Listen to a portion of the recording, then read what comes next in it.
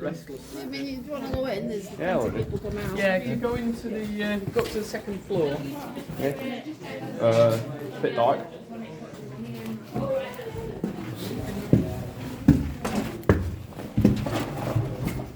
Oh, that's tight. Oh, it's a bit narrow. I've been leaning against the hook telly. Wow. Oh, that's not what I expected. Not even look in here. Yeah, it's like empty. It's upstairs, I wasn't looking at it. I thought there was a fireplace in here.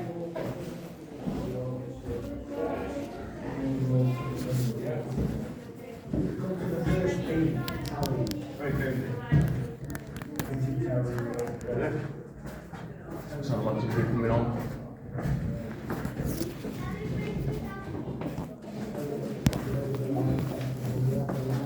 Right? Can't make it in this room, innit? There's not a lot in that one. You wanna? No. I look in the window normally, I'm like, oh, well, there's a fireplace there. How is it? Upstairs. You know, in the Barcelona Basilica thing? Yes. Right. Anyone else going on yet? There's some having a photograph. Oh. Oh, that's going to be entertaining.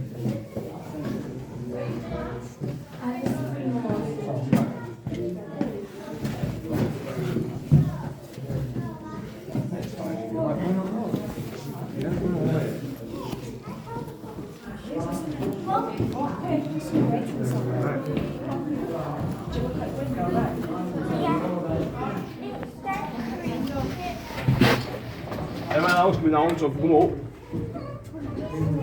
Obviously, you can't like it. I'll try and hold. I don't think I'm going to enjoy this place at all. I'm going to go look for it. I need to go back, Fuck, I'm not going away at all. Fuck.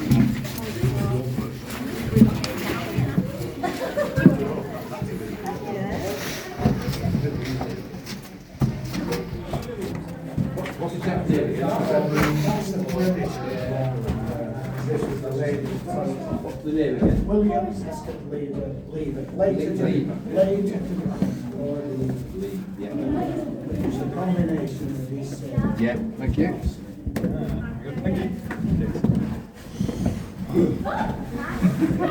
Okay, oh, you're coming up. Come in here.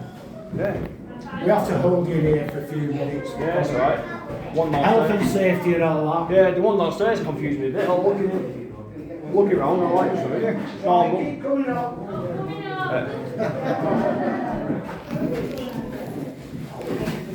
Yeah, no, we walked past this place, and I come back like past 10 years, never been in.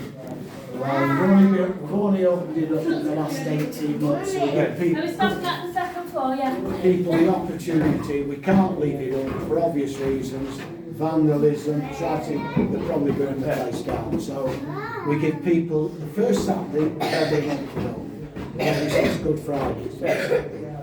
So if your family and friends, pass the word on that we're open the first Saturday of every Oh, month. I've told people it won't. Right, that's okay. They come before, didn't we? We can't, like I said, we can't open it all the time, leave it open. This is why we were told it to be open by someone. Oh, someone down there's babysitting the dog, not people. Babysitting the dog? Yeah. All right. Well, it's only a baby. Is it? What sort is it? We getting it back. What's the breed? What's the breed? That's an interesting room. We're looking after it probably, but We're not. we can't leave the dog So small. Have you waited for a walk park? Can we go further up? No. What room was that one from? Because the waiting cottage we shop. can only allow so many at a time, health and safety. Sorry? That from that cottage there? I'll come to that in return. Right, cool. don't let people.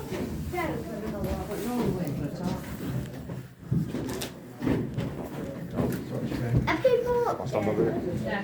So we have a talk at their leader and then we'll go up and then come down. Going up there. The first myth about people who come up regulars, the locals, they refer to them as the Chinese guys. You've got weight. Utter myth. There's no Chinese influence at all. Fact. The influences are Italian at the north end here, and at the south end Japanese. Fact. All about this gentleman here, William Haskett Lever.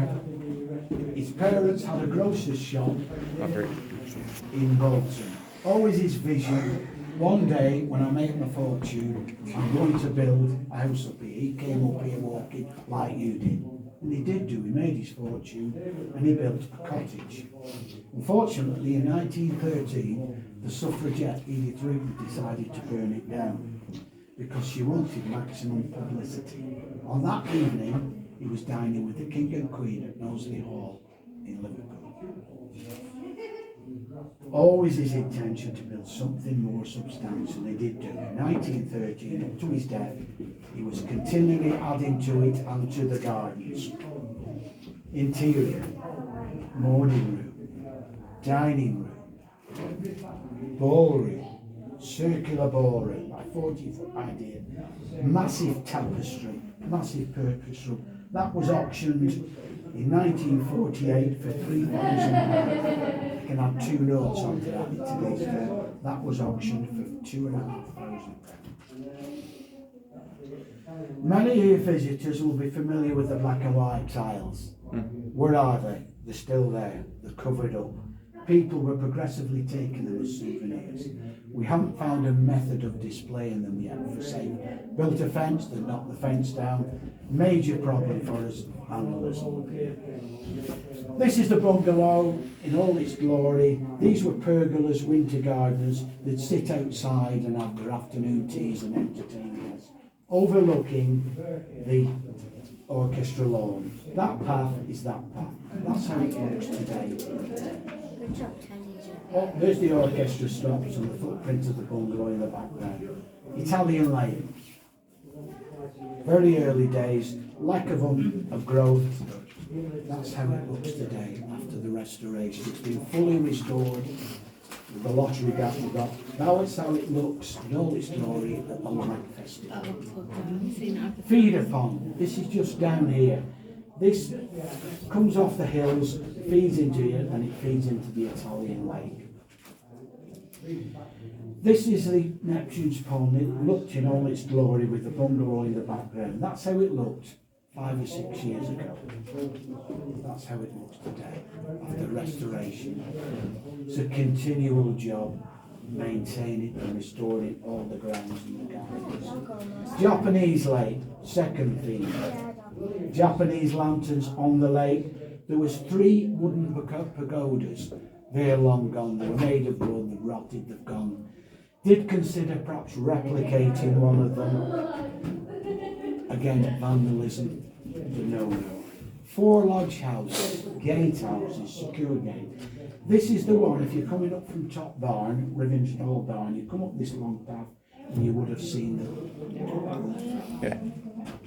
That's all you see now. All the lodges were knocked down in the mid-50s. This was the Cinderella lawn. You can actually drive through it. It was a stone building. That lady was the last residence. Now you've been at Pat Salters, she came up 3 or 4 years ago. Sat her on the lawn. She was 5 years old when they left. They were the last family. Lever Bridge. That's how it looks today. That's how it looks at the Light Festival. Upper Bridge. This is the one, Mike will tell you, this was never used in the Pigeon Tower. The Pigeon Tower was adjacent to the bungalow. The big giveaway was all the pigeon halls. That was his main residence. He spent very, very little time here, 2 or 3 days a year. That was his main, Thornton Manor. They had a massive fire there in February of 2022. It's a big wedding venue, the hotel chain. It's currently going under restoration. Just keep to the left and it's fine. Keep going. Have you been to Port Sunlight? That's where the factory is and the workers' village. He built a workers' village. Well worth a visit. The village is beautiful. It's no longer a workers' village, they're all private residences. Beautiful day out. The Lady Lever Gallery. There is millions of pounds worth of treasures. It's all free. The art gallery is free. There's a pub there, you can get a meal, you can get a drink. It's all free. Well worth a visit. when he purchased Thornton Manor, he couldn't live in it first, it was being restored. He actually lived in this in the village. It's called Bridge Cottage. It's just over here. I've been here many times. Okay, I think you can go upstairs now, if they've finished coming down. Just wait, girls. You're free now? Yeah, you can go. Someone close right here, don't they? And he'll bore you to death up there now. Thank you.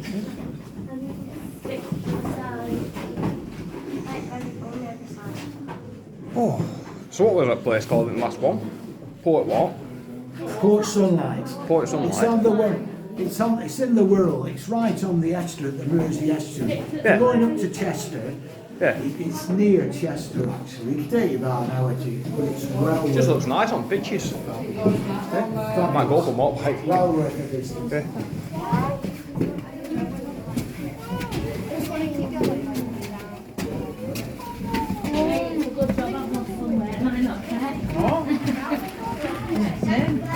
Just come here, please.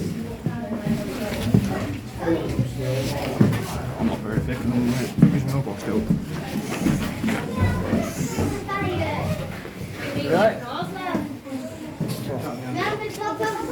I'm not personal.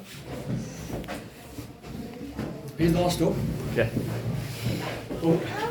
I'm aware there's a big queue outside, so I'm going to keep my little presentation down to a couple of minutes rather than 10 or 15 or. But welcome to the Pigeon Terrace. Its real name is the Lookout. When it was built about 1910, Levering could bring his family, friends, business colleagues, and through that window you would have seen his bungalow, the orchestra lawn, and all his gardens. Now you can just see self-seeded trees and forth. But when he bought the land in 1900, he did build a bungalow on site. And you'll see from that picture, it's a completely barren landscape. So when you walk along these 50 acres of gardens, every feature you see is man-made. And it was man-made before Mr. JCB came along, you know, this horse and cart. But because it was so bleak, he actually built a retaining wall here, and in that wall you see some holes, and some of them look like giant wall plugs. But they were actually where he built his pigeon coops, and they were the openings to get pigeons into some coops, to get some wildlife on this barren landscape. So this was the tower near the pigeons, so it got the name of the Pigeon Tower. Yeah, I'm aware of the time, so I'm flicking forward pretty quick. Just after the Second World War,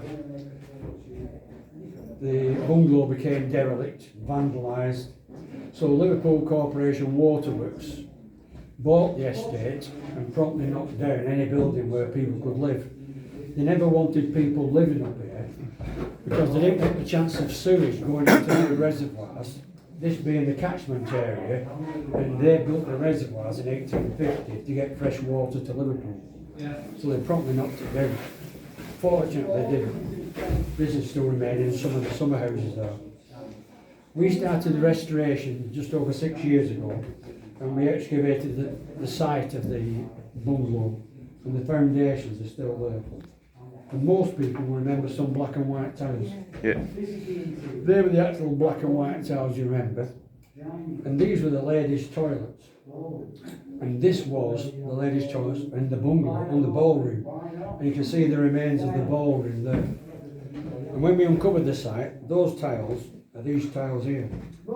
We uncovered all these extra tiles. Well, then people started taking souvenirs. So I took the photographs and we've grassed over them, but they are still there.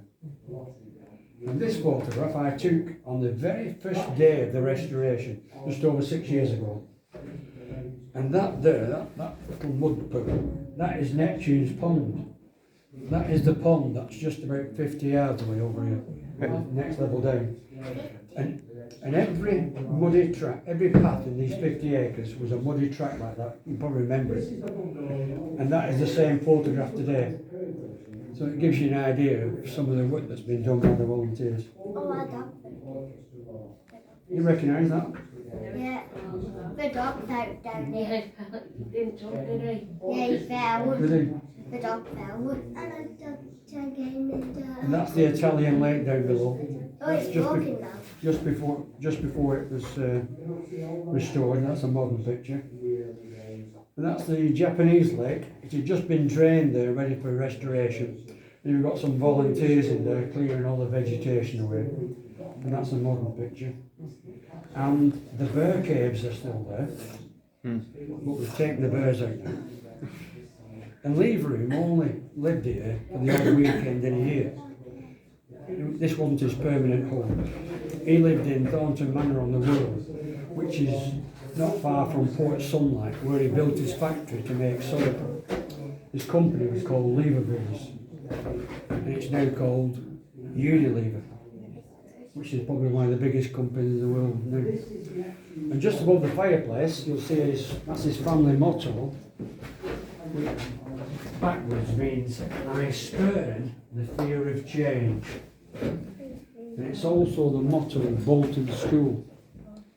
About 1910, he gave £100,000 to build Bolton School,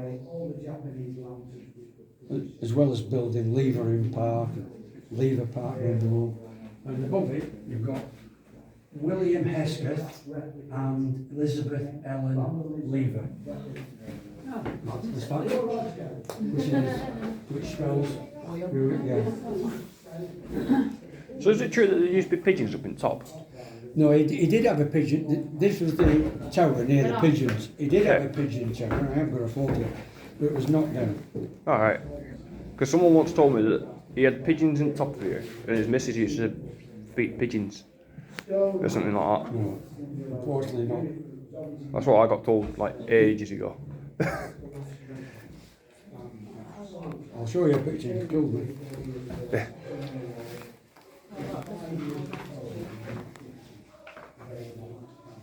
So I always got told this was a pigeon tower. That's the real pigeon tower. Alright, cool. Next to the house. Where we are is on the other side of there. That's the bungalow. Yeah. And just over there is the orchestra hall. So you walk along here. These buildings are not there, but you'll see the recesses where they were. Yeah. And that's the pigeon tower. You can see it's a proper pigeon tower. Alright, cool. You say bears. Do you really have some bears? Or is that just a joke? No, he's joking. They are known as the bear caves. Yeah, because And he did have a zoo. some houses did, you see, that's what I'm asking. He did have a zoo, Not there. not here. It was down by the Rivington Hall. And he had lion cubs, zebras, canoes. One time, a big But that's zoo. Hesketh. The left step off that. Rivington Hall. Oh, they had Rivington Hall. So did he build the pike up there as well? He had it restored. Right. It's been restored several times over the years. Yeah. That was actually a beacon going back to Elizabeth the first time. Right, the light of the torch. A beacon. So when the Spanish invaded, Spanish Armada, wherever, they would light a beacon at Hastings, wherever. Right. And then the next day they'd see the fire. Yeah. And that's a way of passing the message through England that Right. there was. So that's a lot older than, isn't it, than this bit? That's about 1542. Right, yeah. I'm sure there's a book just about the history of that one. Yeah. So. That's where we're going next, guys. And then it was a hunting lodge Right. for the Crompton family. So why do you reckon he didn't knock this building down, the Liverpool company or whatever? I don't know. Just Very because it's too fortunate nice they to didn't. knock down? Well, the roof, we put a new roof on, Yeah. new floors. Perhaps it wasn't quite habitable. Right. Okay. Anything that you could set a house up in, or squatters, Yeah. would pull down. Right. And those summer houses that are there, you could live in them, but you couldn't put a door on them because they are. And we put cages on them now. Yeah. But they were all open to the elements, so you couldn't really live in there. We used to come up with all that and Years ago, yeah. Well, thanks very much for coming along. I'm sorry about the question. Cheers.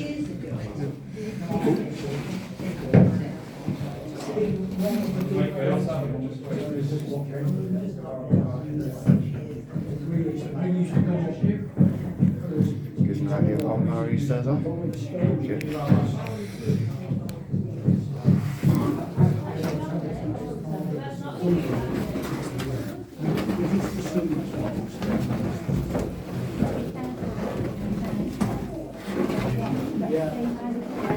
On it's narrow. Narrow and short.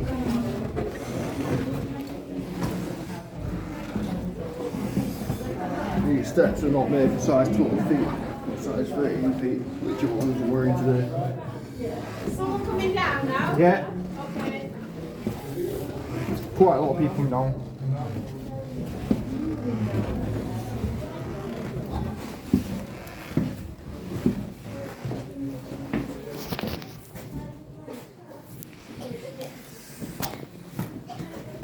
You all right? Yeah, a bit dark on the steps. Yeah, it's dark. Good job we got mobile.